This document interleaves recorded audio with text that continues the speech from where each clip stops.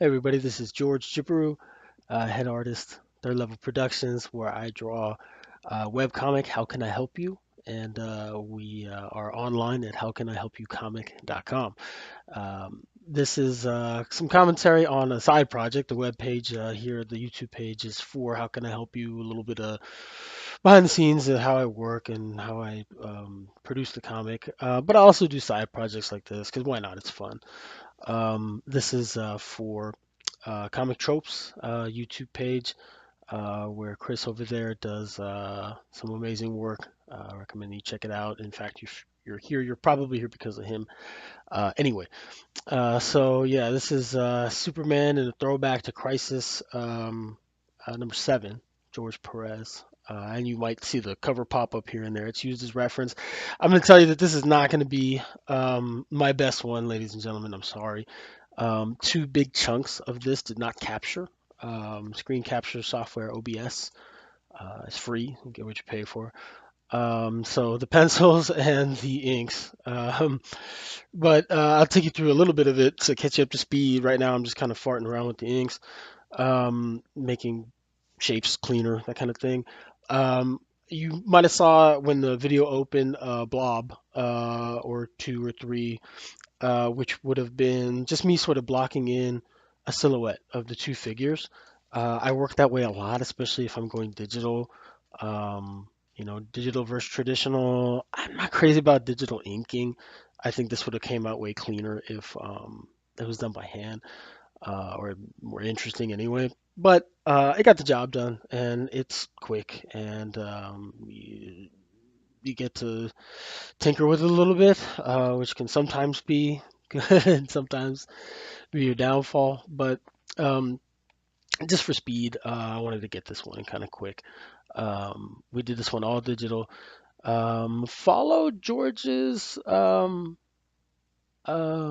layouts pretty carefully. You'll see me put it over top. I did not trace. I had to sort of invent it, and I think that it came out better. Not than his. Yeah, you see a little blip of his there. Not than his. Certainly not.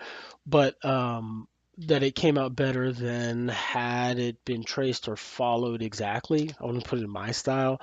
I wanted to change the gesture a little bit because I wanted Chris, who's basically the dead Supergirl here, to be a little bit more exaggerated, a little bit more over the top. And I want Superman to look a little bit more modern too, like you might see him in a current comic book. Um, so this is me just kind of throwing scratch marks all over him. And you'll see that the scratch marks are not necessarily random. I want them to follow the form, describe the form or whatever, cylindrical, the legs right there, and the knees would have been more scraped up than other places probably. So and I didn't want to confuse it with body hair either. And I'll, in the colors, try to differentiate that. And I think I pull it off. But yeah, I wanted to do this in my style, comic style anyway. Keeping Superman a little bit more traditional comic style and Chris a little bit more cartoony. Um, I keep him a little bit lighter in the color values too. We'll talk more about that later. But yeah, as far as the blobs in the beginning, that's sidetrack. Yeah, I make the silhouettes with a just a big random brush at a low opacity and just kind of blocking the forms real quick.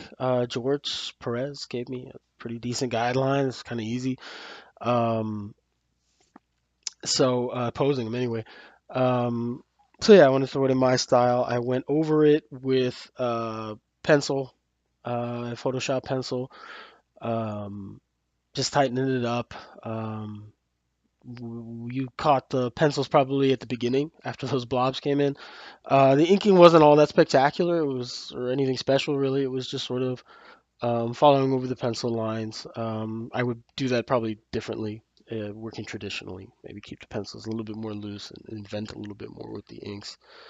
Um, but yeah, you want to describe the form there with those scratches and the skirt coming over his legs and where it would drape where it goes in towards his the middle of his thighs and all that. I wanted to give it some depth. Um, Also, why I make some color decisions later to give this a little bit more depth. Let's see. What are we doing here? Yeah, just increasing some line weight, making things heavier here and there. Trying to figure out his pec because it didn't look quite right. You'll also see me flip the canvas, which is equivalent to if you were working with a piece of paper at a desk, you hold it up to the light and just kind of see the reverse because I think it tends to reveal mistakes. And you saw me warp Superman's head a little bit.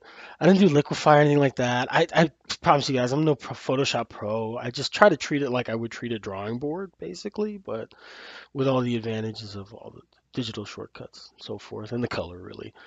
Um, Scratch marks up the cape because I wanted to differentiate the two capes and the costumes. You'll see on the original, it's since been recolored and all that, but on the original cover to Crisis 7, they use the same color red for each of their costumes and the same color blue. I think they might even use the same skin tone, so um, eh, that that wouldn't have worked here, I don't think. I mean, maybe I could. I was thinking about giving it a retro sort of look with the colors, where you could see the dots, the DP, DPI. I don't know what the equivalent is, but you guys know what I'm talking about. Um, so that you could get sort of a retro feel to it. I'm like, nah, it was my style. It's a little bit more graphic, a little bit more high contrast, a little bit more modern. So let's color it that way too. Nothing wrong with the other way. In fact, it might be preferred. But this piece just seemed to have a kind of a color scheme where it would be um, comic book style, but um, not over the top and also not flat colored. So I think I found a happy medium.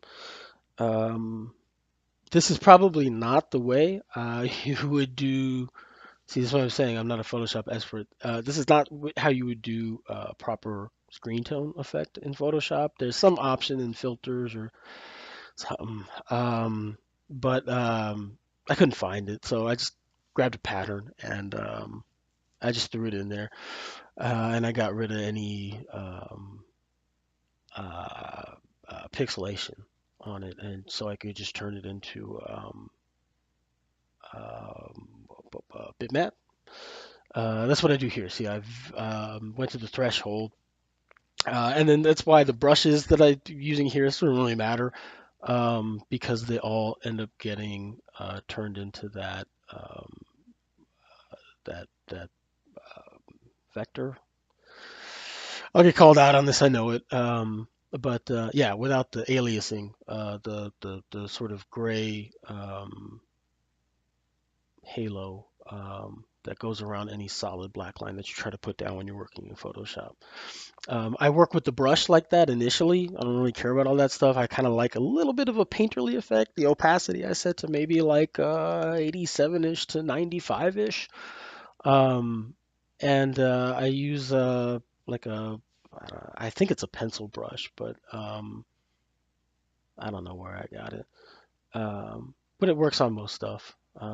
On some super cartoony stuff, I would maybe just use the regular Photoshop um, brush. But this one has some more sharper angles, harder angles. So I want to use that kind of brush. Ultimately, it didn't matter. I threw the threshold on and it turns it into a completely black and white image anyway. So, I mean, as long as the final lines are down, I didn't want to sit around here and noodle all day. Because you can't do that digitally. That happens when you zoom in so close and I want to get this line absolutely correct. And this is worked at actual size here. This is an 11 by 17. I think the printable dimensions are 10 by 15, something like that. And then it gets shrunk down from there. But I worked actual size here, and you see most of it. I'm working at like 50, 100. Sometimes I'll zoom way in for those close details. But yeah, I didn't want to noodle around all day on this one. I want to keep it quick. That's why you'll see the background here is very quick. I was shooting to a star field. I briefly considered putting in, if you look at the original cover, Batman and Wonder Woman, and that's all. But again, I love Chris's channel and all the stuff that he's doing. But I couldn't do can do that much on this piece.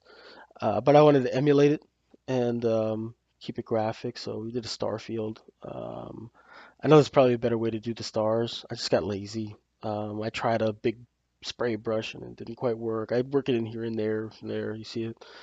Um, but for the most part, just doing the stars by hand at little different brush sizes and different opacities just gave it a more realistic effect. Anyway, it's not perfect. There's a couple little blops and blips that um, if I could go in there and take it back, I probably would now.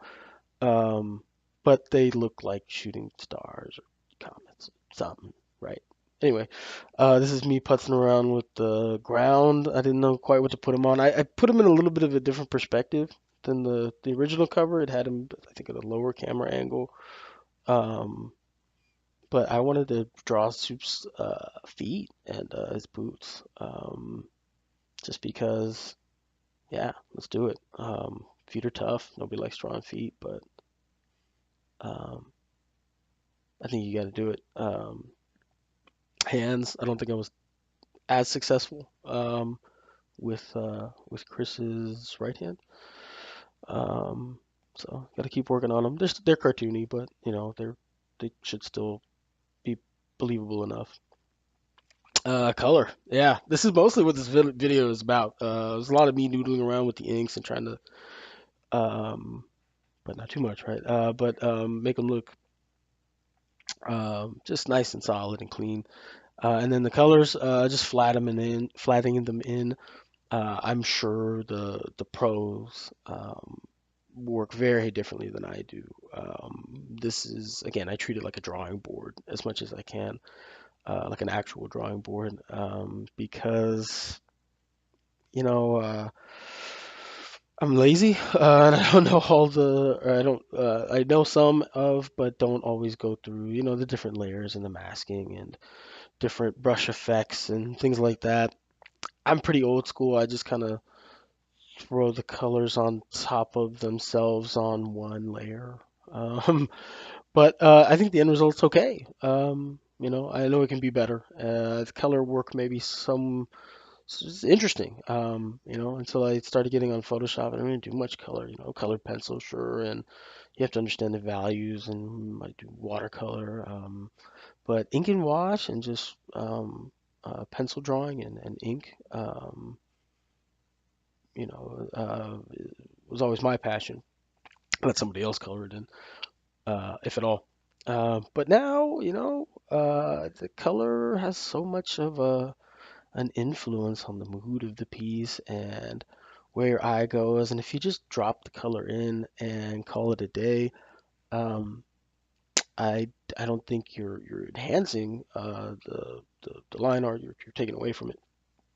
Um, And it's funny though, even saying that, even with the simple colors that they were working with, with the dyes and everything, man, they'll still look good. That George Perez cover, the old school one, still looks good. I think it looks better than the digital, recolored versions that I've seen. Um, but that's just me.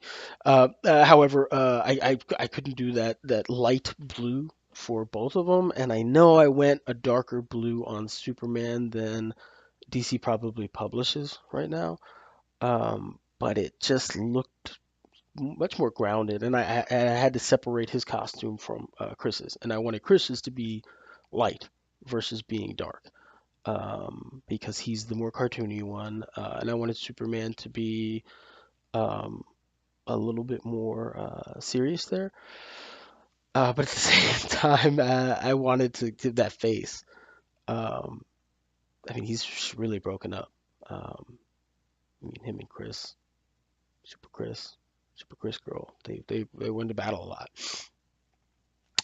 Chris is a ginger, so we gotta go with kind of pumpkin colored hair, which is an exaggeration. It's not quite that light. But hey, it look cool. We'll do the color holds. Yeah, there we go. Some color holds over the original black ink line work. Say, well, if you're lazy, then why don't you just do this initially with those colors? Because I'm not sure about the color choices just yet. I have to drop in the main colors first and just see how other colors on top of them will react to that. So like this sort of star, color that I used here is I would have probably initially gone with the darker red, and I think that would have overpowered it, particularly with the cape and everything being red. Um, Maybe would have added more, but I wanted the scratches to sort of be there at effect, but not to just stand out. What's funny is I looked at that cover. Maybe not quite as much as I should have, but I looked at it pretty good. For the reference and everything. Costume details like how it was ripped on Supergirl's costume. And she has some scratches on there, and it seemed like George Perez might have put some blood on there, which couldn't really tell. But in the digital versions that they had recolored, it was pretty obvious. I didn't put any blood on Chris. Looking back on it, maybe it would have made it funnier, but um, again, there's a lot of red on here already, so I figured just him leaning back with his tongue out was enough, and Superman just being so broken up about it. The big brush in the back didn't quite match the original stuff because it was actually a black brush on white background, right? So the white brush on the black background was a little me being a little bit more lazy there. I think I address it in the the sun or the eclipse or the God, it's been so long since I read it. Whatever's going on behind Soups here, this cosmic event, um, I think kind of hides any flaws in the background anyway. So yeah, I fought around with this for a little bit, making sure I get the color right on it. I didn't quite match the color on the original book, but mostly. And I had thoughts about not including this or changing the color or, making it more of a getting rid of the Kirby dots or whatever, but I don't know. Whatever George put down originally works. Um, the purple, the pink going on in there, it's a lot, and you don't really see it anywhere else on the original cover. And it's kind of a no-no, right? Unless it's something that you want to draw absolute attention to, that color has to show up somewhere else to give balance. And I didn't really give it enough balance initially. You can see this is the only purple element that I had in the whole piece. And I signed my name on it and I was going to call it a day. And I said, nah, I got to do a little bit more. So I rendered it out a little bit more. I rendered Soups' face a little bit more, which you'll see. And I did color holds later for the black Kirby dots behind him. And I gave it a glow. And I put some more purple in the surface he's standing on and a little bit in the ether behind him. See, right now I'm going in with some gold to sort of get that yellow elsewhere because I thought the yellow wasn't all that prevalent here. But then I look back at it, there's a little triangle of yellow right there in the middle of the image, and it already worked. And then that gold band, that belt of hers, his had to get toned down. But I figured there was enough yellow in here, and the gold didn't add anything in the background. It sort of gave a little bit more of a flavor to the cosmic background. But I ended up going back in with purple um, into the background later, and sort of as a on the horizon on the surface he's standing on. So we had to get that purple back in there later. Getting his glasses a little bit lighter than the rest of them so that they pop a little bit. Did nothing fancy with the eyelids, no eyelashes, nothing like that. Keep it real simple, cartoony.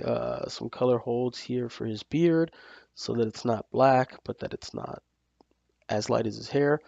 Color holds on the chest hair. Yeah. Um, and then I come back in with that same color that I used on his beard for the thighs and the knees and the belly. Um, I wanted to make sure that that was done last so that it wasn't confused with the scratch marks.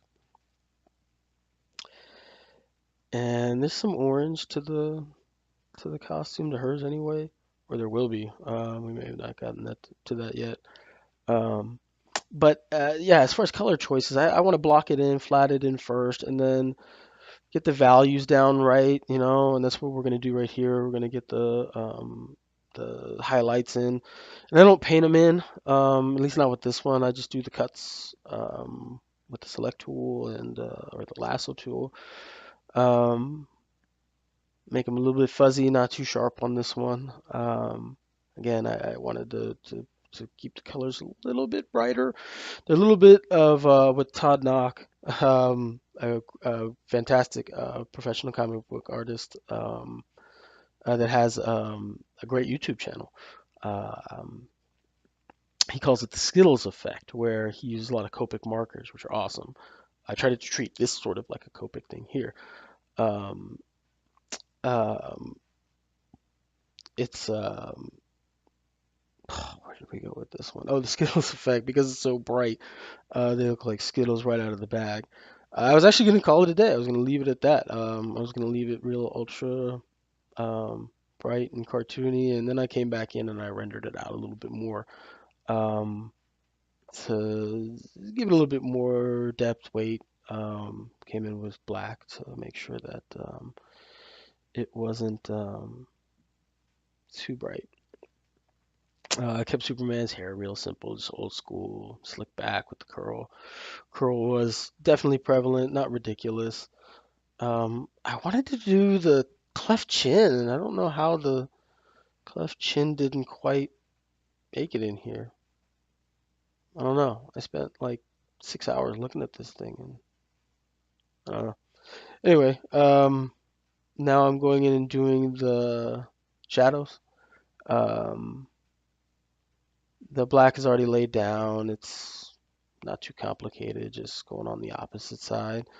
Leaving a little bit of a reflected light coming back.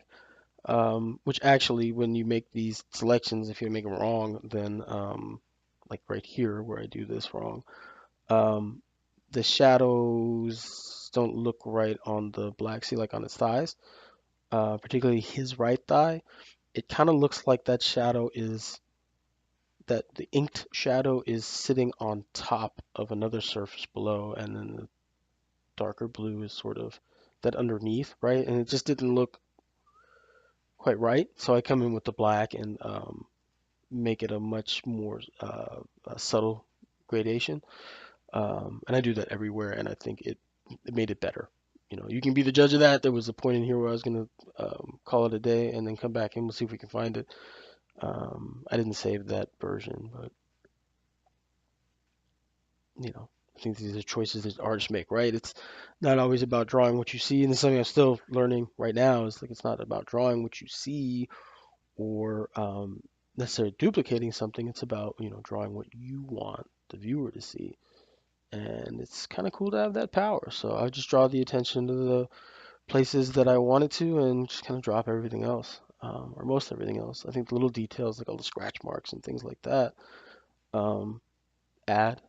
So and they really don't like not no not one of them. Maybe that sort of X looking one on her leg particularly stand out there. All just sort of they kind of come together to form a texture.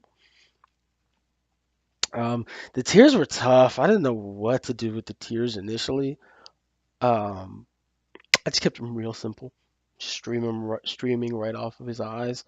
I think Perez made it more of a shadow. If you look at somebody crying, usually it's more like dark in that area, right? Like the tears have darkened, um, like that pigmentation. And like having the lighter was not technically there. This is where I was going to call it a day, signing it. Um, so yeah, no texture on the surface he's sitting on, no purple in the background. And then this is where I come back and I'm like, how can I play around with this thing and overwork it? So I was thinking speed lines or no, maybe some mountains or maybe some.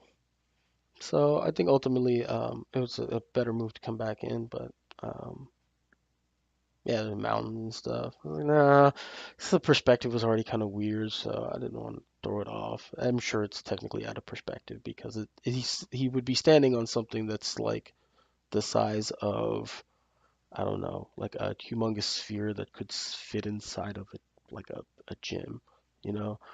Um, or whatever. It's an asteroid with extra gravity because it's super dense. Comic book science. So yeah, here's where we go with the black and just kind of render it out. And the second I did it, I was like, oh yeah, we got to go in here and do this.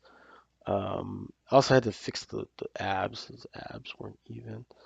I didn't want to go like all the muscles like bulging out of his costume because I just don't get that. And I know guys like Jim Lee, like they make it look so beautiful. Like every, um, it's like it's painted on to a superhuman physique.